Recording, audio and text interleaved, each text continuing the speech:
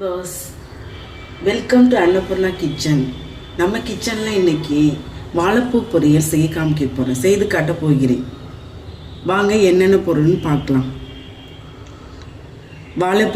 வாழைப்பூ வெட்டி வச்சுருக்கேன், தேங்காய் துருவல் வச்சுருக்கேன், மிளகு வச்சுருக்கேன், வெங்காயம், கருவேப்பிலை, பூண்டு, பச்சை மிளகாய் 1, உப்பு தேவையான அளவு, கடுகு, உளுந்தம்பருப்பு, எண்ணெய்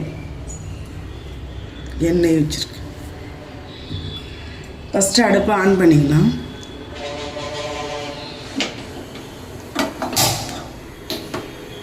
கடாய் எடுத்து வச்சுக்கலாம். கடாய் காஞ்சிருச்சு, எண்ணெய் கொஞ்சம் 2 ஸ்பூன் ஊற்றிக்கிறேன். எண்ணெய் சூடாயிருச்சு, கடுகு உளுந்தம்பருப்பு போடுறேன் 1 ஸ்பூன். கடுகு நல்லா வெடிச்சிருச்சு, அதோட வெங்காயம் சேர்த்துக்கிறேன்.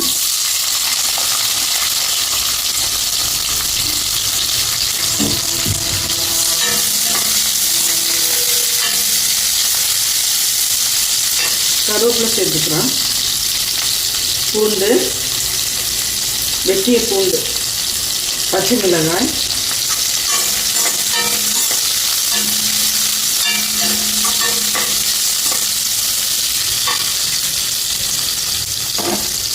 நல்லா வதங்கட்டும், பச்சை வாசம் போக வரைக்கும்.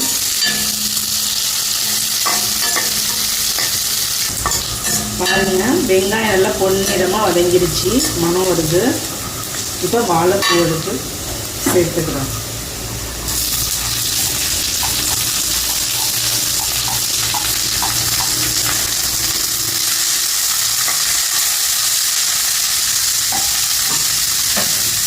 எப்போதுமே வாழைப்பூ கசப்பு வரும்னு சொல்லுவீங்க. சில வாழை மரத்தில் வர்றது வாழைப்பூ கசப்பு தரும். அதுக்காக தான் மிளகு சேர்த்துக்கிறது. மிளகு சேர்த்துட்டு அந்த கசப்பு தன்மையை மாற்றும். கொஞ்சம் வெந்த பிறகு மிளகு போட்டுக்கலாம்.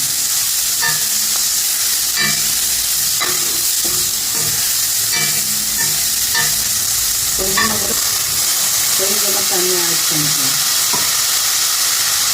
அடிபிடிக்கிறாங்க. 5 நிமிஷம் வேகுறதுக்கு மூடி போட்டு வைக்கும்.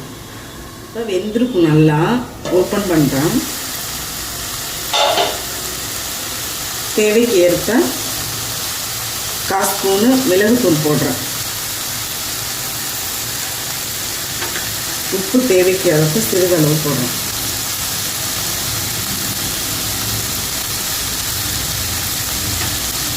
தேங்காய் துருவல் போடுறேன். நல்லா வெந்துருச்சு, மனம் வருது. கசப்பு தன்மையில மாறத்துக்காக தான் மிளகுத்தூள் போடுறது.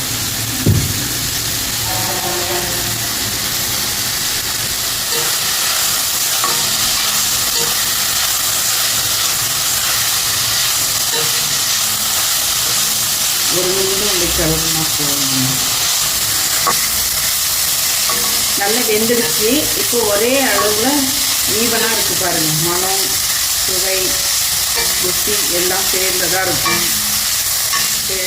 நல்லா வெந்துடுச்சு. ஸ்டவ் ஆஃப் பண்ணிக்கிறேன். இப்போ எடுத்து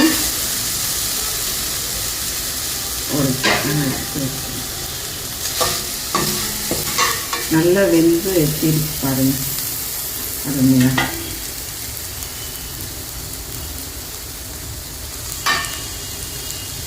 இது வரைக்கும் நம்ம சேனலை அன்னபூர்ணா கிச்சனை பார்த்த அனைவருக்கும் மிக நன்றி.